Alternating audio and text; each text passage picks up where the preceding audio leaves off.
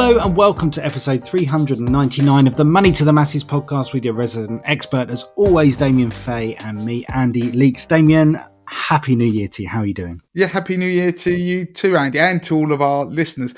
I actually just noticed that next week's our 400th episode. Hearing you say 399 there, we've got all that way, 400 episodes. Who would have thought when we started this podcast, I think it was 8 years ago, was it, or more, that we would have got to 400. This is just the Sunday episodes. There, of course, are the market updates, which are in addition to the 400 Sunday episodes, which we do try and make all of them evergreen as much as we can to go back and listen to them. So, yeah, that's great to hear. And yeah, so happy New Year to everybody. But there is, on that note, I think New Year, new me, resolutions, all those past episodes, I think we've got something quite nice for listeners that we've pulled together this week. And one thing we have to bear in mind is that in the new year, we always get new listeners. So welcome to all the new listeners out there on the podcast. Yeah, welcome along to those new listeners. And we always see it from the stats each year. The New Year episodes, we get new listeners coming on board. And I myself, as a podcast addict, I always take on an extra couple of podcasts. So welcome. And this is our New Year episode. And every new year, we try and do something that will help both new and existing listeners. Last year, for example, if you haven't listened to it already, if you are new to the podcast, this is a great place to start. Go back and listen to episode 352 from January 2022, where we explain how to get the most of Money to the Masses. There's lots of information in there, and that will give you the backstory as to what this podcast is and how it evolved. And just to cut across you there, Andy, on that episode, we talk about all the different things that we do at Money to the Masses to help people, from our socials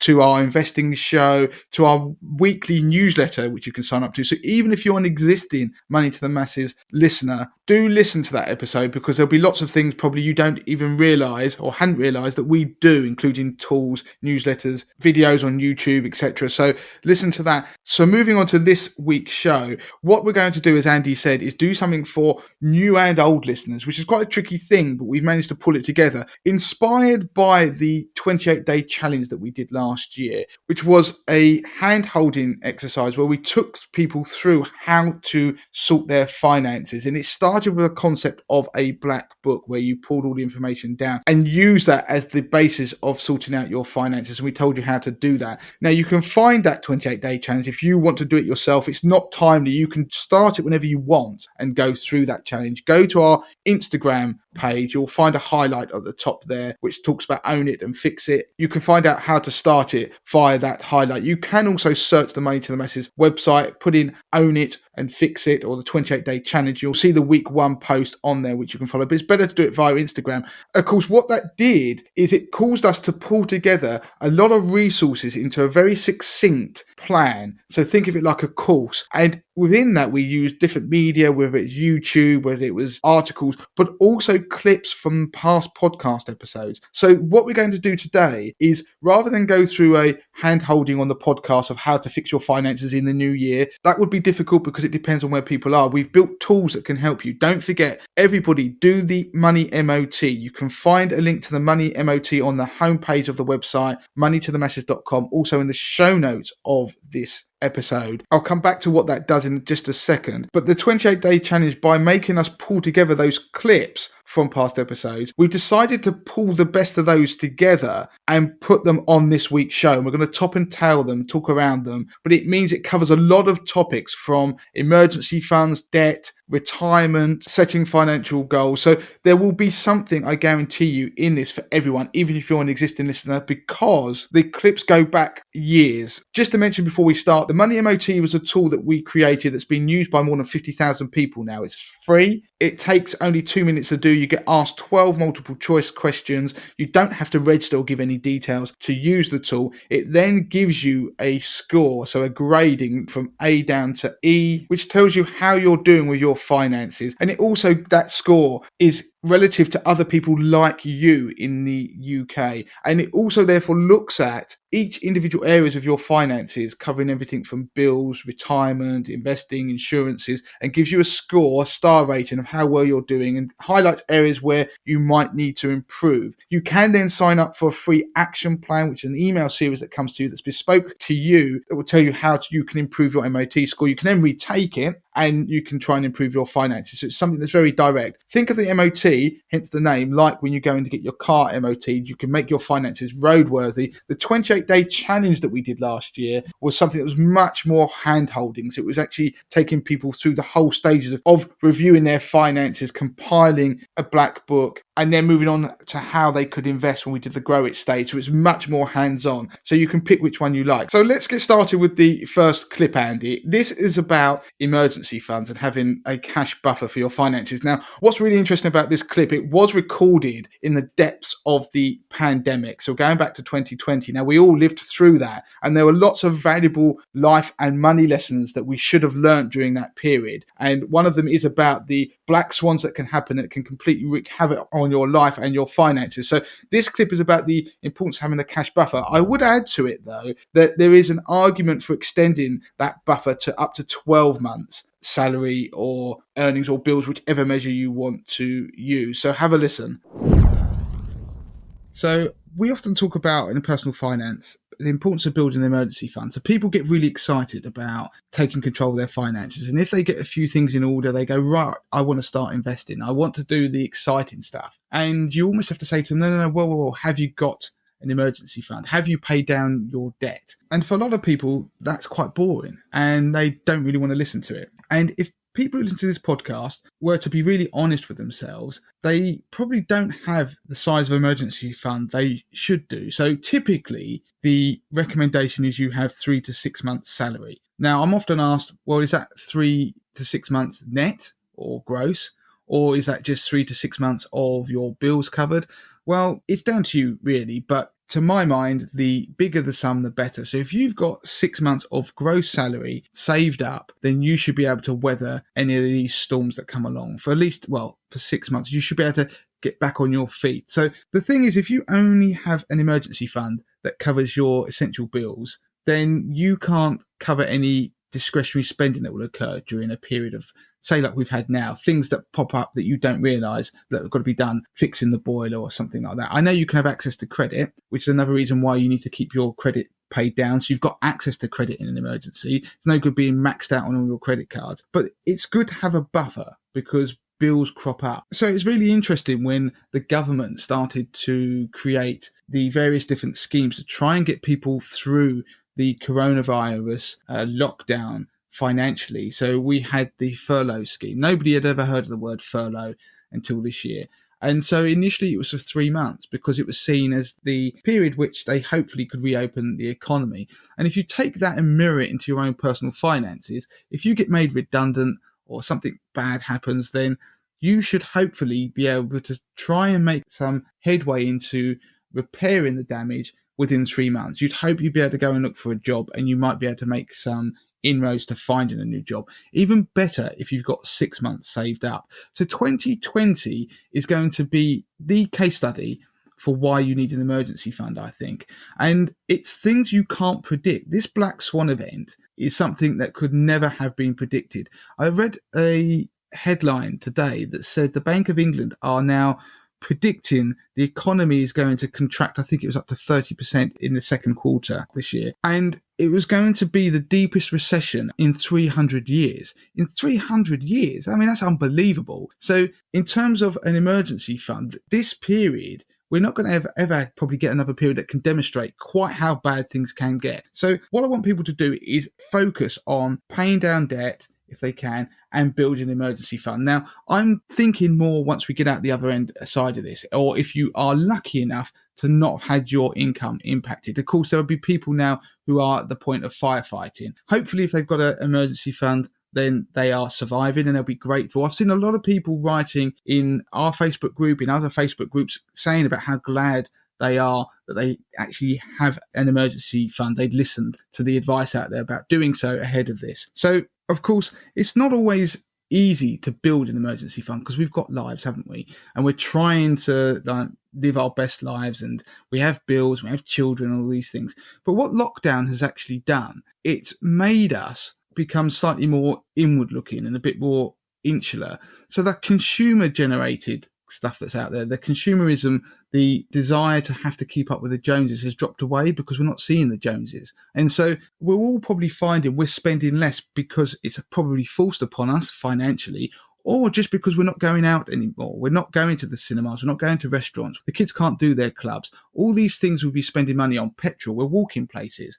And so we're starting to get an insight to how frugally we can live. And it's also a brilliant insight into the financial independence world. So you remember that FIRE movement we often hear about? We're kind of starting to live that in these couple of months, because if you've been fortunate enough to not have your income impacted too negatively, you probably found that you've started to look at your bills and you started to cut them back, or you've inadvertently cancelled your gym membership because you're not going anymore. You're starting to work out to Joe Wicks at home. You're starting to go for a run every day because it's the only thing you can do. And it's those things that you're starting to realise, why don't I do this before this happened? Why wasn't I doing this? Why was I spending money on a gym membership that I wasn't really using? And you start looking at value. So what I want people to think about is, once we get back to the world as it was, which it won't necessarily happen straight away because we won't be doing all the things like going to restaurants necessarily immediately, is looking at the value that we get out of these things and realizing that we can save money. We can live far more frugally than we were, but it's not detrimental to our enjoyment of life.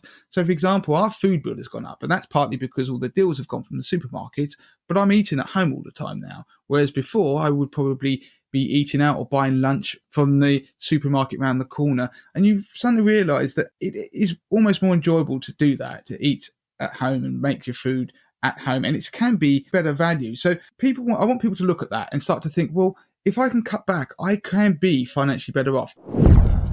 Okay, so moving on to our next clip, we're looking at debt now. So if you've got debt, which a lot of people have, and especially after Christmas, there's some stats going around about the amount of debt that people have taken on over Christmas to pay for presents, food, etc. I wanted to do a piece that was about debt, good debt versus bad debt. So it's trying to readjust our thinking about how we use debt. It will have a huge impact over the coming years if you can take this on board. Now, if you need help with debt, we'll put links in the show notes of this episode and a link to articles about how you can clear debt, some easy steps. So for now, listen to this clip from episode 297 about good debt versus bad debt.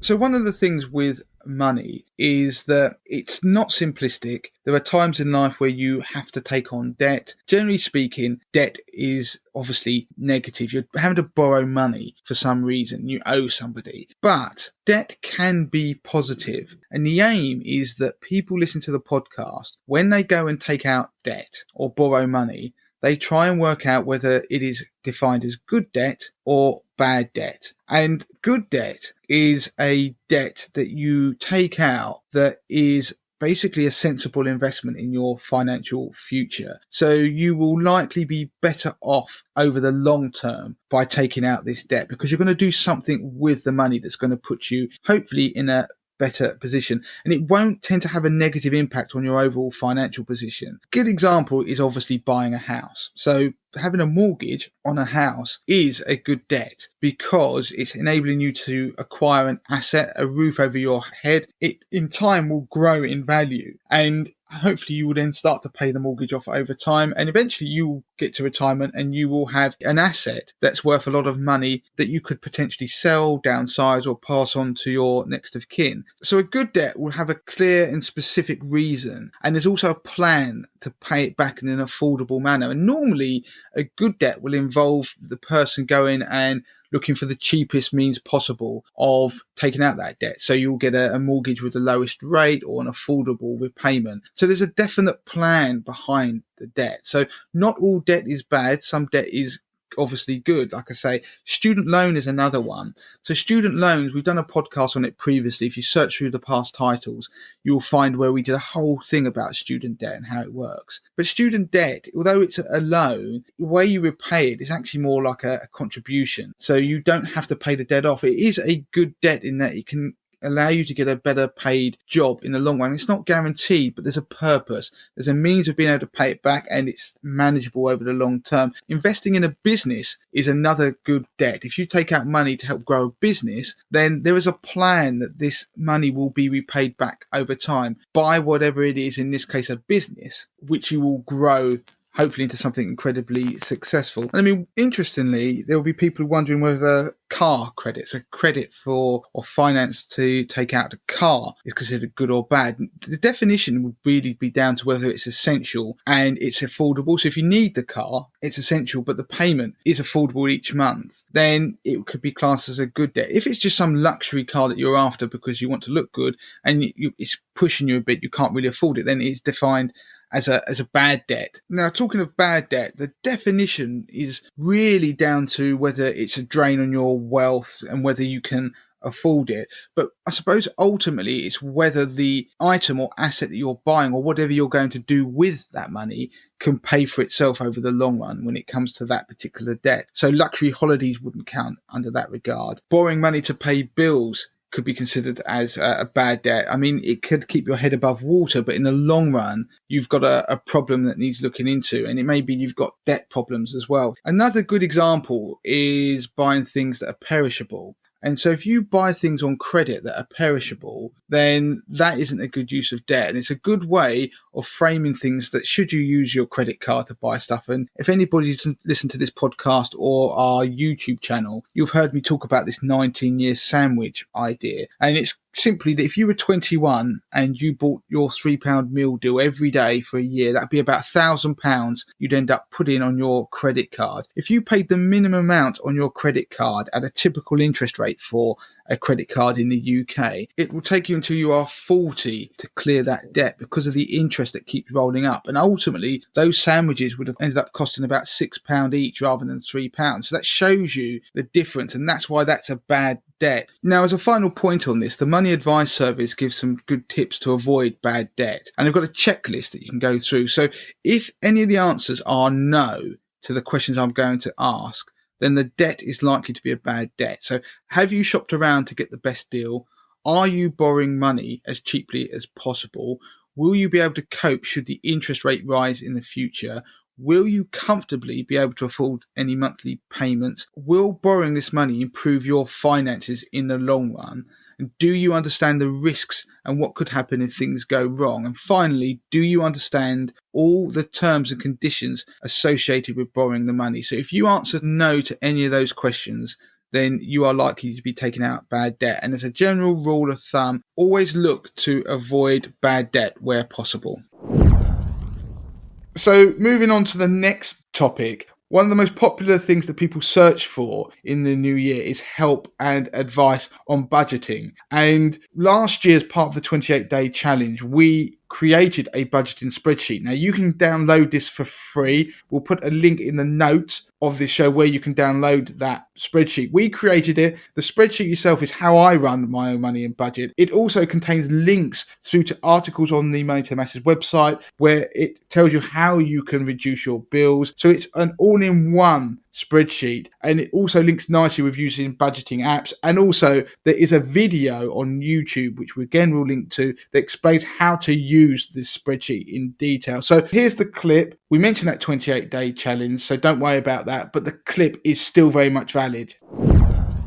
We did a 28-day challenge at the start of the year, and if you go on our Instagram profile, it's actually under the Fix It and Grow It campaign. So if you look at Fix It and Grow It, you'll see a highlight, and we walked people through how to fix their finances and how to improve them. And part of that, we also told people how they could budget effectively. And we'll put a link in the show notes. We have our very own budget spreadsheet, which you can download. It has links to show you how to get the best out of your money, reduce bills, and how to split your money up. So in terms of wants, needs, and saving money and clearing debt. So that is incredibly useful, and it's something that I've used personally. Now, just to give you a quick summary, what typically happens, we help you to budget. You would also, in parallel, you might download a budgeting app, so something like Money Dashboard or Emma, or if you use something like Starling Bank, there's a lot of analysis that they provide on your spending. And one of the things that they're really good at, these apps, are quantifying what you're doing with your money. If you can't quantify it, you can't control it. So you control your spending. You'll be able to see very quickly where your money is going, because whenever you spend money, these apps will categorize your spending into different areas. So it could be, for example, spending on groceries. It could be on going out, eating out, and it puts it into buckets, and so you can see where your money is going. Now, once you can quantify it, you can then start to control it, and using that budgeting spreadsheet that I mentioned, we show you how you can cut bills. They are your things that you have to have, how you can cut the things you don't need, your wants, so your discretionary spending,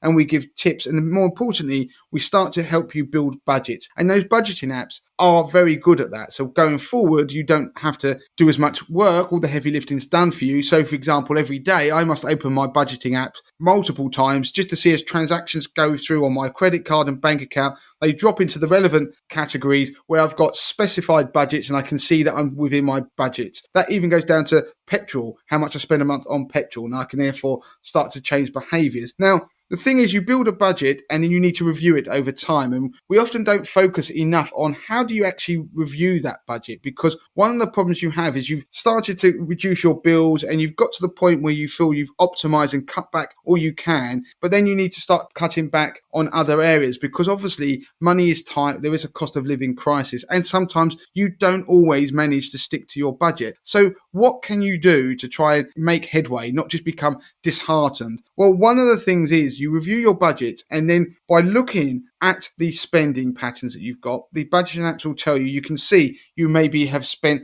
more money than you wanted to on, let's say, for example, petrol. So you need to increase that budget or you need to take action. And only by reviewing at the end of the month to see where you've not managed to keep to your individual budgets. So for example, like I said, it might be the amount you spend on fuel, then you might not have any more money to go towards that budget. So you've got to do something. And it's important that what you do is that you set up one goal. So that one goal, and you keep everything else the same, is your aim for the following month. So it may be, in my example, that I might decide that, do you know what? I'm going to use the car 2 days less a week. So that will mean that I would be hopefully using less petrol, which will help me get within budget or get towards being in budget. Now, that is a very specific goal. And the reason I call it test and learn is because when we're on the website this week, we make changes to the website to make it more user friendly. And we have to do that. We make a change, we test, did it work, did it not? And then we learn from that. The problem is if you've always got moving parts and you're never reflecting on a situation, then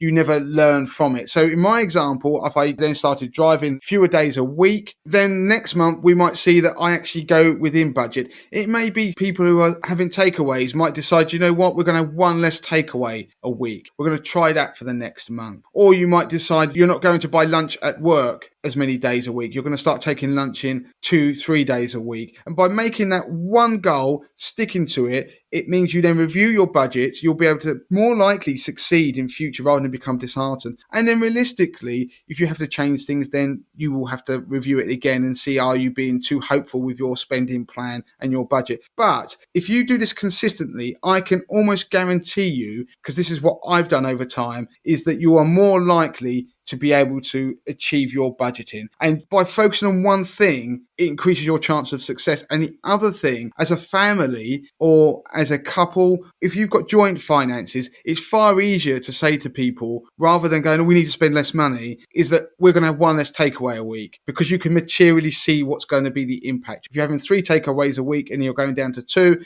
then you're going to save a third of your money that you're spending on takeaways. And that is a far easier thing to get people on board with. So the message is, make sure that you're constantly reviewing your budgeting apps or spreadsheets throughout the month, anticipating future spending so you can try and stick within that budget. But at the end of the month, set a new goal for the following month, one task, stick to it, achieve it, rinse and repeat month after month with a new goal, and your chances of a success are much higher. And it's how I've done it over the years, but I've just never actually talked about it until I realized the other day that we do need to talk about how you do the reviewing part of budgeting and not just focus on setting them up.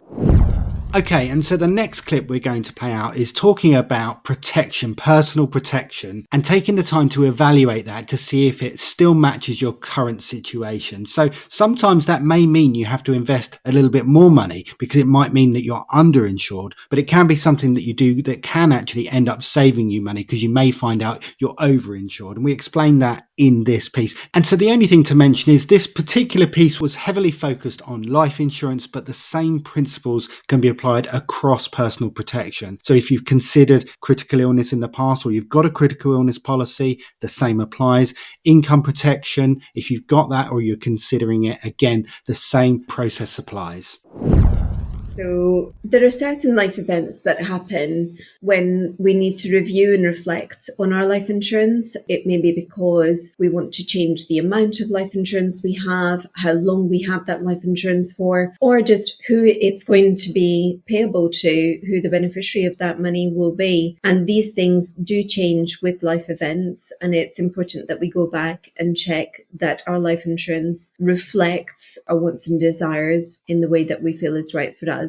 Perfect. So you've written an article specifically detailing a number of reasons why you might want to review your life insurance. And we'll put the link to that article in the show notes today so listeners can go and read that article in full. So you're going to summarize that article now in the podcast and go through each of those key events. So what's the first one? Okay, so the first of the events that we looked at was either marriage or a decision to start living with your partner, cohabiting and sharing financial affairs with a significant other can be, a significant event in your life, and it's one where you should reflect on what your life insurance is doing, whether it's sufficient, especially in situations where one person might be reliant on the other person's income to maintain their lifestyle. That sort of situation can have an effect on what kind of life insurance you need, how long you need it for, and especially on who you want to point that life insurance at in terms of a beneficiary. And then conversely, there is another reason why you might want to review your life insurance, kind of the opposite, right? Yeah, definitely. There's obviously the other flip side to that is divorce and separation. When people separate their financial affairs from one another, then life insurances need to be reflected on, especially if those life insurances were taken out jointly. A lot of joint policies have separation options within them,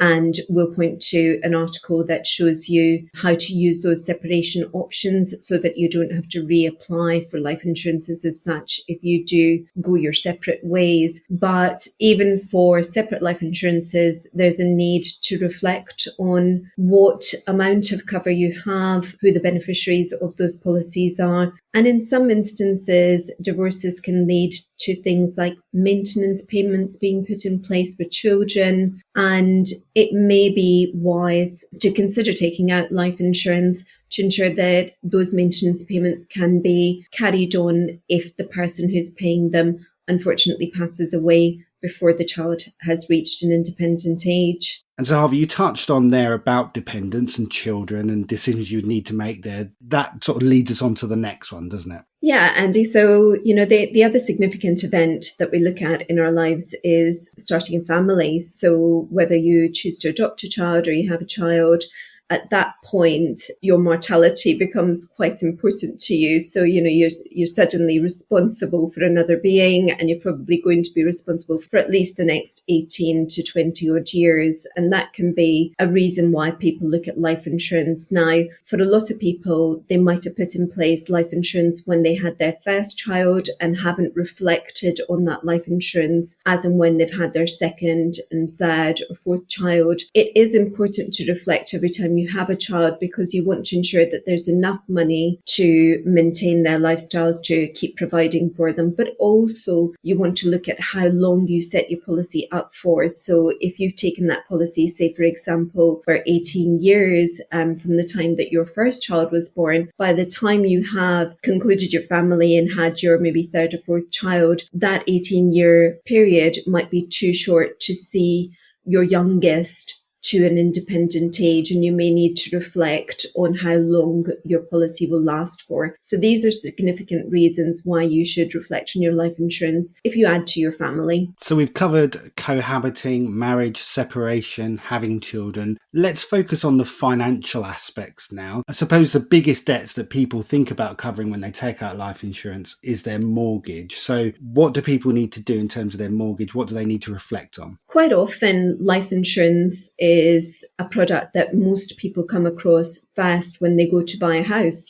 because they take out a mortgage and their mortgage broker will start speaking to them about taking out life insurance and buying life insurance to protect that very large debt that they're taking on. So mortgages, whether you're buying a new property and taking out a mortgage for the first time, or whether you're changing an existing mortgage, these are events when you should look at your life insurance, because if you have other people living in your home and they want to continue to live in that home and you're funding the mortgage, your death may jeopardize the roof over their heads, and you need to look at life insurance to protect that mortgage. Significantly, especially over this last year, we've seen a lot of people extend their mortgages, perhaps take out a little bit more money against their mortgage. So increasing the borrowing, or perhaps even increasing the number of years over which your mortgage is going to run, are reasons why you should reflect on your life insurance, because you may have increased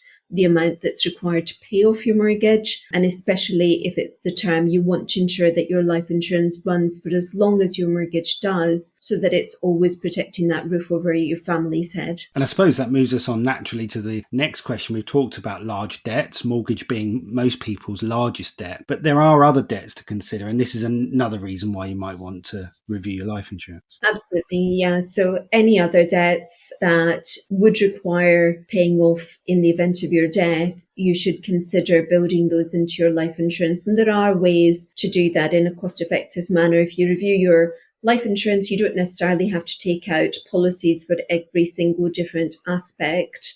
You may want to consolidate some of those things, and sometimes it can make sense to incorporate some of your debts with your mortgage cover, for example, but taking some advice to work out how to do that comprehensively and in the most cost-effective way is usually the right course of action. And so staying on the sort of finance side of things then, we've looked at debts. What about the income, the money coming in, occupation? This is another reason why you might want to review things. Yeah, I mean, having a change in your income, or, changing occupations altogether, most significantly for people who perhaps have gone down the self-employed route and started businesses of their own, these kinds of changes should prompt you to look at your life insurance, largely because if we're earning more, we're usually spending more. It means that our lifestyles require more money to maintain. So it might mean that life insurance that you put in place years ago doesn't really reflect how much money is required to keep your family in the lifestyle that they've become accustomed to now. Other things to bear in mind are also, if you change jobs, you may have had some employee benefits through your previous employer that you no longer have. So some employers provide something called death in service benefits, and you may have had some life insurance through your employer, which you may have given up. And conversely, you may go to a new employer who provides these benefits for free, and you didn't have them previously, and perhaps that in itself warrants reflecting on the life insurance that you're paying for personally. But yeah, there are a number of significant reasons why you should look at your life insurance if you make some change in your working life and if your income changes. There are also instances where perhaps a member of the family who was not working previously starts to work. That's another reason why the family should reflect on their life insurance.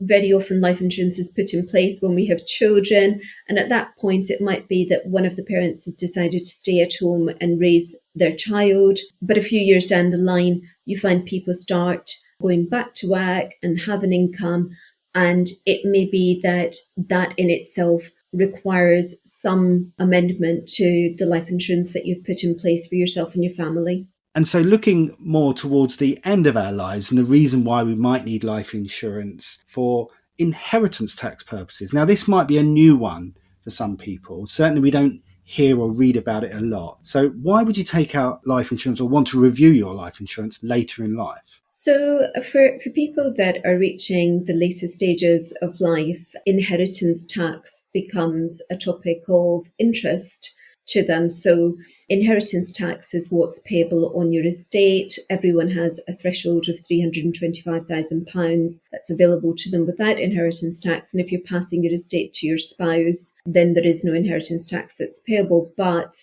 in situations where your estate could be liable for inheritance tax, some people will choose to put in place life insurance and put that in a trust so that it's available to their beneficiaries and can fund the tax that will be payable upon their death. Now, there are a number of reasons why you should reflect on life insurance that you've put in place for inheritance tax. It could be that your estate has changed in value, so the inheritance tax applicable to your estate has changed. That needs to be reviewed. But you may have also made some gifts during your lifetime which become potentially exempt from tax and are only liable for tax for a period of time. And obviously, life insurance is not the only way to address your inheritance tax liability applicable to your estate. There may be other ways that you can mitigate and arrange your affairs so that the tax liability is reduced. And there are a number of these ways and methods discussed in an article that we will also link to this piece. Okay, so that's great, Harvey. We've covered some really good reasons why you might want to review your life insurance. We're just going to finish off this piece. You're going to give a few tips for some people who might be looking at their life insurance and want to just simply lower their premiums. How do they do it? Yeah, reflecting and reviewing on your life insurance might not save you money. In some cases, it does because, you realize you've got more cover than you need, or, it's running for too long and you can perhaps review things that will reduce the cost of your life insurance. But there are significant things that will reduce your life insurance premium if you approach somebody to review your life insurance. The first of those is the fact that you've given up smoking. So if you were a smoker when you took out your life insurance policy or you bought your life insurance, at that time you will have paid a smoker rate. A smoker is somebody who has used tobacco or nicotine products within the last 12 months. That includes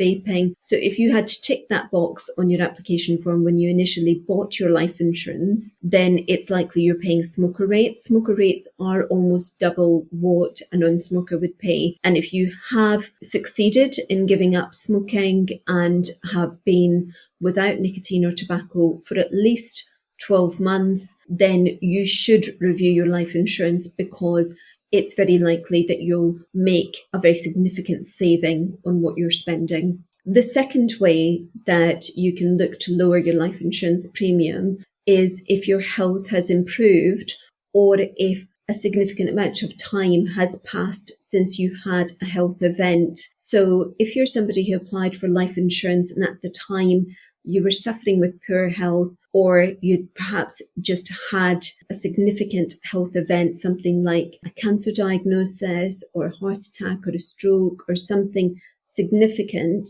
then the further away you are from that event in your life, the less risk you pose to a life insurance company, and therefore the lower the cost of that life insurance should be for you. So it is useful to go back and reflect on policies if the cost of that policy was increased at the time that you bought it. And then lastly, Andy, we also see that for some age groups and significantly across the board, some rates have reduced for life insurance. So it's a competitive world.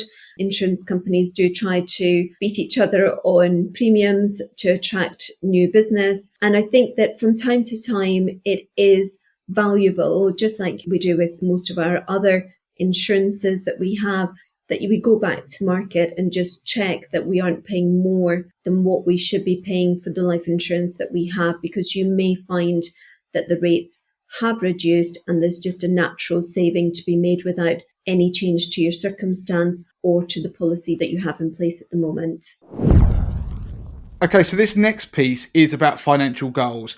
And the reason I wanted this to be part of this show is that it encourages people to think about the future, but also how to achieve and set goals, but occasionally how you have to be realistic about those goals going forward. And I know people get very bogged down with how much money they're going to have in retirement and whether they're going to be able to save enough. So this piece is really about giving people a touch of realism, but also some optimism about achieving goals in the future. And the other thing that's quite nice about it is it talks about stock markets ups and downs. So when you have a market that sells off and how that impacts achieving your goals in the future. And of course, we've just come out of a year where we've seen a bear market in action, stock markets and bond markets tumble.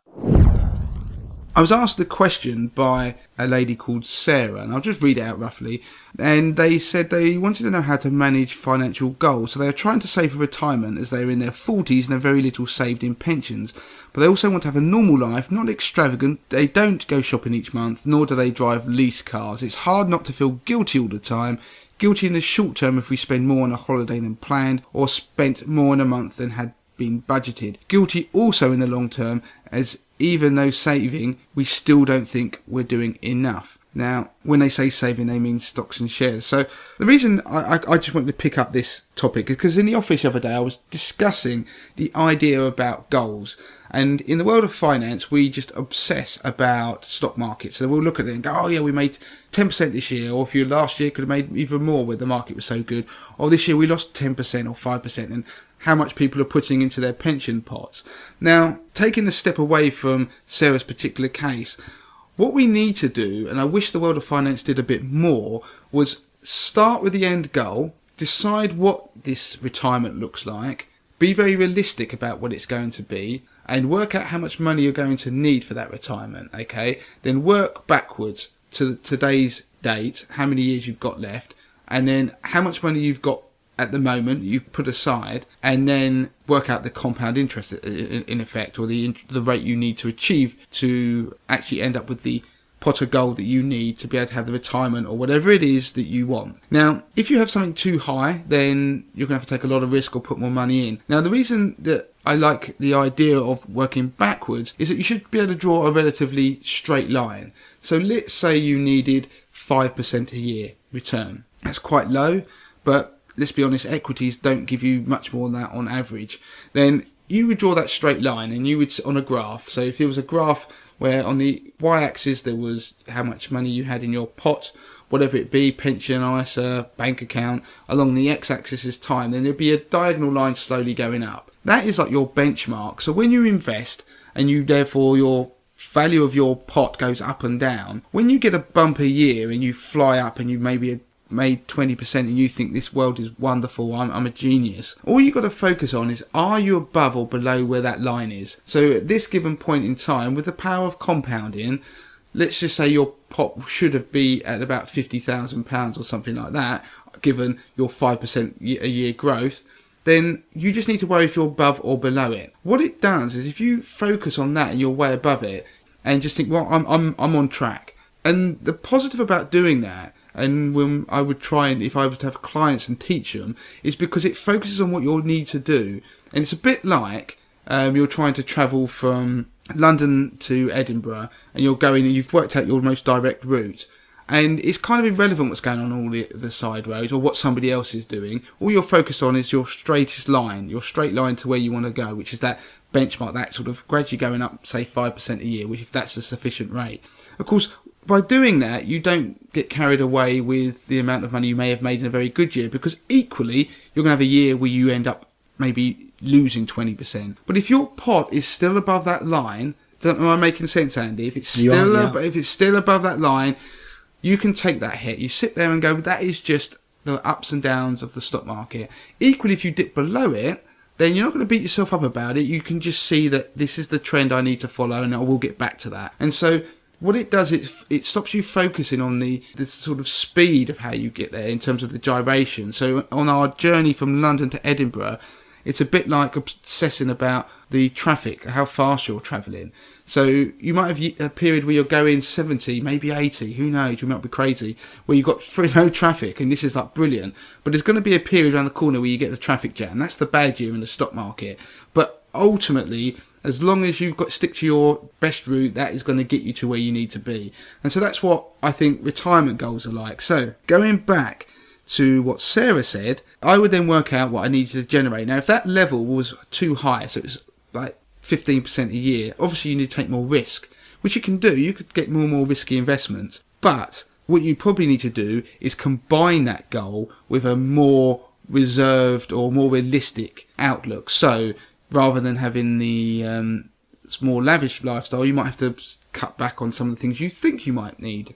And it's incredible that if you start applying that sort of money saving angle to what your dreams may be, it can make the dream more realistic. Now, I'm going to quickly give you an example. There's a book called The 4-Hour Working Week, which is a very famous book, which was written by a guy called Tim Ferriss. And the idea behind it is that he travels the world, earns ridiculous sums of money, only works 4 hours a week from a business he built himself. And it was all about automating your business. So it's like using computers. I think he ended up selling food supplements. So it's meant to be achievable for anybody. It's an interesting book. There's a whole movement out there, people who do it. It means anybody could end up, he says, working a 4-hour week. And what he does is he actually works back in that. There's a very good bit of financial planning, which I don't think he quite realises that's what it is to a certain extent. But he said, if you want to drive a Ferrari, be realistic. When you drive a Ferrari, there's only so many days of a year you can drive a Ferrari because the weather or just when you are available to drive a Ferrari. If you buy one, it might cost you... How much does a Ferrari cost, Andy? I have no idea. I've got no idea either, but I imagine it's somewhere in the region of 200 to 250,000. Yeah, so to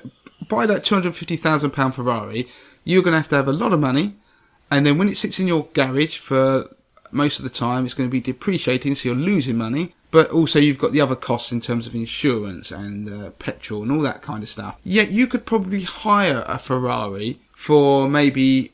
It might be $5,000 for a weekend or a week or whatever, like a decent sum.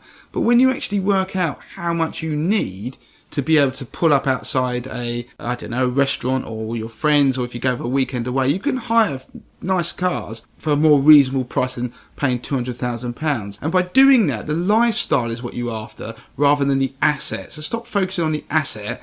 You've got to focus more on what the lifestyle is that you want. And you can actually achieve that by not having the obsession with owning everything. So it may be that when you might still want to go and travel, but the way you travel may be not first class or anything like that. It just may be a bit more realistic about how you do it, but you're still travelling around. So do you get what I mean, Andy? It's about breaking things down and being realistic to, well, I can still do that, but you can do it on a budget. And that's what these scammers actually do, funnily enough. You see some of them, these people who live double lives, end up pulling up in a Ferrari to con people about how wealthy they are when they've just hired it for the day. So anyway, you've got to balance what your retirement income is. You can sit down and work out what your minimum amount you need in retirement, and that can work that back. So your minimum amount on bills, your minimum amount to hire your Ferrari or whatever these things are, and you can work out what that income, and it won't be as much as you think it is, because hopefully you may have paid off your mortgage as well. Now, the other thing is, you don't want to feel guilty about things. I'm in the same scenario as Sarah, really, because I have children, I've got bills, I don't put enough away for my future, even though I know I should. It's just a realism that I don't have the means as I would want to. But of course, you do end up gaining, typically you end up having more money as you get older, because your kids start to leave home and be able to fund more. When I look at past clients and about how they funded, they tended to really start funding heavily, almost in a panic mode, but it was also because they had more money when they got to their 50s or 60s. It is leaving it a bit late. You're better off starting earlier, of course you are, but there's always still time. The other thing is, I still have this burning, not obsession, but the thing about pensions. Everyone goes on about pensions, and pension is one of the best ways to fund retirement. But in Sarah's case, she's basically saying, I can't build a big enough pot to produce an income. Well, she can carry on working. And I know not everyone wants to, but that's a realism that a lot of us are going to face, that we probably are going to have to carry on working. So why not create something on the side that can end up becoming what you do for a living? So something you like, a hobby. If you imagine a hobby, you can very easily turn a hobby that you love into making you an extra 20, 30 quid a month. That soon becomes 40, 50, 100, 200, 300, and before you know it, you have what they call a side hustle, a side business that you actually might be really enjoying, but will slowly make income. Now, you shouldn't rush it. Go into something without trying to make money. Eventually, if it's good what you do, the money will come. And I'm not just saying this in a sort of dreamlike state. This is what Money to the Masses effectively became. Money to the Masses was started by me just doing something I was passionate about, and it's now a business that I run and have people working with me, like my brother, and it's what I do and it's what I love, but it also does feed my kids. So you can do things that you really like and love, but start early, because it can take you 10 years before you're making any sort of income stream, but that's fine if you're not in a rush. So I would also say try and do that. Don't beat yourself up about your financial goals, because you have to also realise how resourceful we are. As humans, we're very, very, very resourceful. If you don't have any money, people do find ways to live. So I think people have to realise they are very resourceful. And also, one other quick tidbit I would say is that when you're 90, with the best will in the world, you won't be spending as much money as you will be when you were 60 or when you were 50. It just doesn't happen. When I look at people who in the past who are clients, maybe some will do and have a very long and healthy retirement, but what tends to happen is people start their retirement, spend a lot of money, enjoy themselves, and when they've almost done everything, or their health, it deteriorates, because unfortunately that is the realism of retirement, is their health starts to deteriorate, and then their world starts to retract again. And so therefore they start going on holidays that maybe are in the UK, and their spending starts to drop. So that is just being realistic. So you have to factor that in slightly. So you don't need to budget for having, I don't know, whatever the amount of money you want a year forever. You might want it to grow with inflation, so you have to bear that in mind. But I'm just being realistic. I've seen it. That's how it happens. So hopefully I've given Sarah some food for thought there on her achieving financial goals. But it's really, you've got to work backwards from them, alter them, and then just keep a regular check on where you are. If you get that one number, that 5% a year, so you know where you should be, nothing else matters. You don't have to worry about the stock market collapsing. You don't have to worry about the stock market rallying. You just have to focus, am I above or below that? I'm above it. Good. Move on. So this final piece on this show is related to retirement, and it's how you can get a £30,000 a year pension for £80. So it's an equivalent of a 30 grand a year pension. Now this was a really popular episode, and listen to this. There are some tweaks to the numbers because obviously this was recorded a little while ago, and the state pension is now £185.15 a week, and it's rising to £203.85 as of the 6th of April 2023. We also mentioned annuity rates, which have actually gone up, which is a positive. So that means that you can get even better retirement income from an annuity than you could previously, because your pension pot can buy an even greater level of retirement income. And of course, we talk about inflation and the average being about 2%. So that long-term inflation rate is still valid because that's what the Bank of England is targeted to achieve, so that 2%. But obviously, as we know, it's gone into double figures in the last year, but it's still valid. The numbers are a guide, and it's just to emphasize what you can achieve with consistency and a good bit of planning. So how can you get the equivalent of a 30 grand a year salary at age 65? So it's taken into account inflation and everything. So if you want £30,000 at 65, the equivalent lifestyle, what you've got to realise is you don't necessarily have to have £30,000. Say that you're earning that just before you retired. Because you won't have a mortgage, it's unlikely you will do. Then there are other expenses that will reduce as you get near retirement. Typically, 2/3 of your final pay has always been something they used to do in final salary schemes. So what I'm going to do is say, right, to get to that £30,000 a year amount, roughly 2/3 of that salary is £20,000. That's what you've got to aim for, because that's going to give you that £30,000 a year lifestyle at retirement. So £20,000. Now, don't forget that we are entitled to a state pension in this country.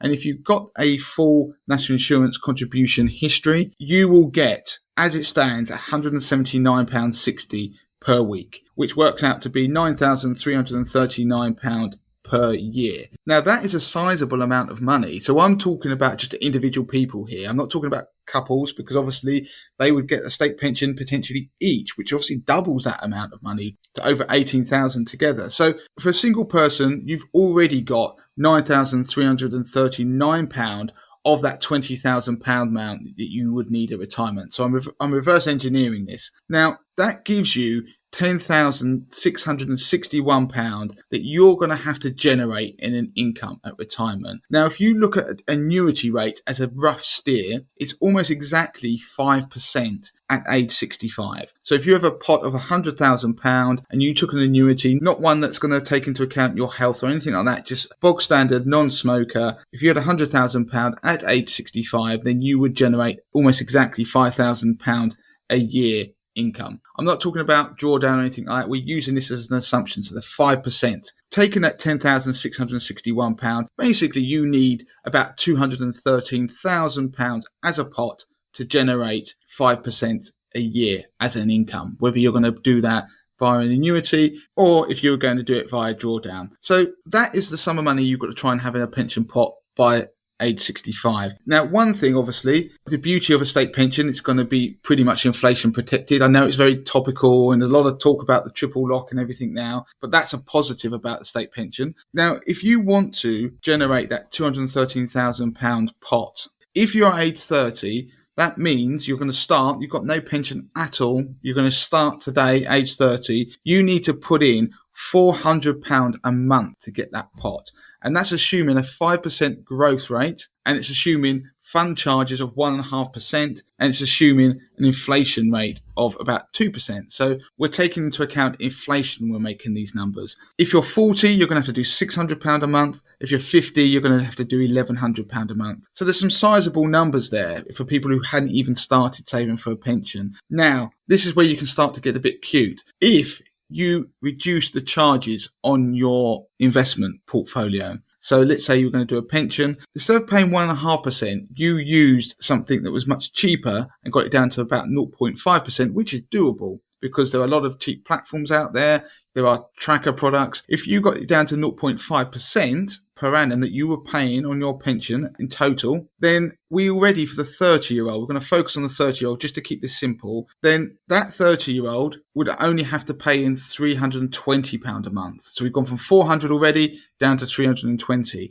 If rather than just achieve 5% growth rate, they actually achieved something like 8% on top of inflation. So they took more investment risk. Now, I know it's not guaranteed. There is no certainty you're going to actually achieve that. We're talking about the average over the long term. So you took more risk. You're 30. You can afford to take more risk. You've got a 35-year time frame here. If you manage to achieve that, so you, instead of picking a low risk investment or a default fund in a pension, for example, you would only need to put in £110 a month as a 30-year-old. Then you would have the £213,000 you'd need at retirement. The other thing to bear in mind then, if we're focused on this 30-year-old, £110, now their basic rate taxpayer, let's say they're earning 30 grand a year, then that actually nets out, because you get tax relief on your pension contributions, you only have to put in £88 a month to be able to achieve that. If you follow those steps that I've said, if you were a 40% taxpayer, then that drops down to actually only £66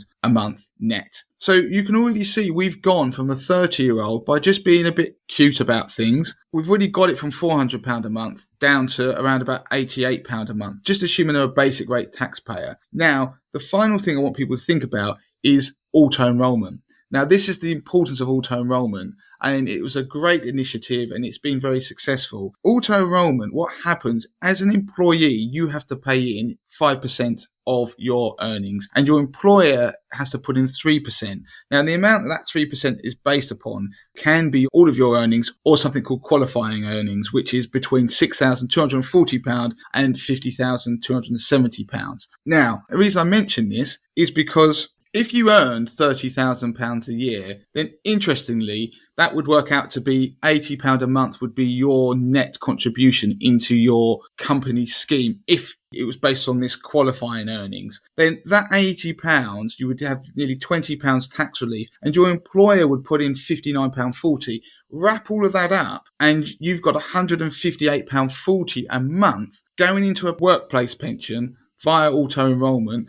You only put it in £80, yet you're receiving the benefit of £158. That is way more than the £110 that I mentioned earlier that people would need to put in. Not only that, but if, like some employers do, they decide to match your contribution, so they pay 5 as well as you paying 5%, then you'd end up with £198 in total going into your pension, which would actually give you the equivalent of 25 grand a year as a retirement income when you add in your state pension, which when I work it backwards, that's 2/3 of 37,500. So you can see very quickly what I'm illustrating here is if people are cute, and they join their auto-enrollment scheme at work, if they check that their employer, whether their employer matches contributions, or they make sure that it's a cheap scheme, or they save into a pension at very low cost, they minimise costs, and they don't just sit in a default fund, they actually go and choose and actively choose the investments that they're in so they can try and manage the risk and the potential reward, you can achieve a £30,000 equivalent income lifestyle in retirement for as little as £80 for a 30-year-old. Now, of course, if you're older, you're 40, then the numbers are bigger. But when we said at the start that the 40-year-old have to pay £600 a month, if you use the tips that I mentioned, you could get that down to £250 a month, which, given that you hadn't even started saving, is a pretty decent figure. And if you think auto-enrollment that was matched and you're earning £30,000 a month would actually get you about £200 a month going into your pension, and you're only paying £80 effectively yourself, then you are quite a way towards that £250 a month. So the message here is, don't think it's too late to start saving for retirement. And don't forget, you do currently get a state pension, so you have to bring it into the round. It's part of your building block. As we still have it, we can't ignore it. But it's just a good demonstration of, if you pull the right levers, then you can achieve probably more than you thought you could when it comes to saving for retirement. Okay, so we had a good dig into the archives there and have provided some of our favourite episodes that cover some really key topics that should get you off to a great start in 2023. And as we mentioned at the start of the episode, we have some really good tools that you should be taking advantage of. We'll link them to the show notes. It's Damien's MOT. Make sure that you do that. It will only take a couple of minutes. And of course, that 28-day financial fitness challenge that we've got, we'll link to how you can access that. In terms of what we haven't covered there, which are really important, make sure that you do have a look at wills. If you haven't done your will yet, the MOT will guide you through that and ask the question. But if you haven't done wills, we've got lots and lots on the site, and we'll link to details about wills in the show notes as well. And of course, while digging through the archives, we don't go into detail about the cost of living crisis that we're currently living through. We know it's a hot topic, but we've done lots and lots on the website on that. So make sure that you check out the detailed guide that Lauren's done. We'll put links to that in the show notes. Yeah, and can I just say that I've been doing this for nearly 13 years now. It actually will be 13 years in a couple of weeks. And Lauren's guide is one of the best things I've seen out there in terms of financial writing, and it covers everything to do with cost of living crisis. So that's the payments you can get. It's about cutting your bills. It's about debt, everything that people could want. It is a meaty piece, but it's very succinct in its individual section. So we'll put a link to it. Make sure you go and have a read. You will find something in there that is useful.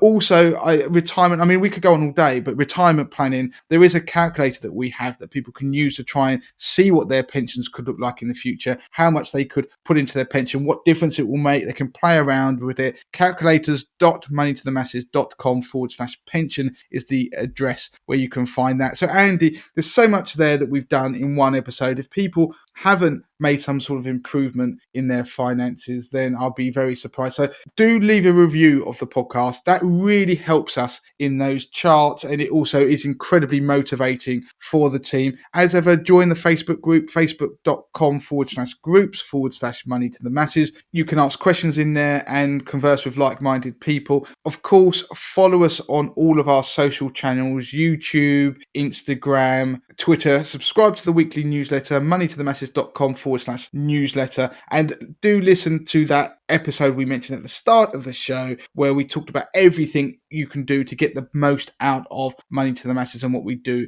for you. So that brings the curtain down on this show, Andy. So that's it, really, isn't it? It is indeed. Thanks for sticking with us through 2022. Welcome to the new listeners for 2023. We're looking forward to a really busy year, and until next time.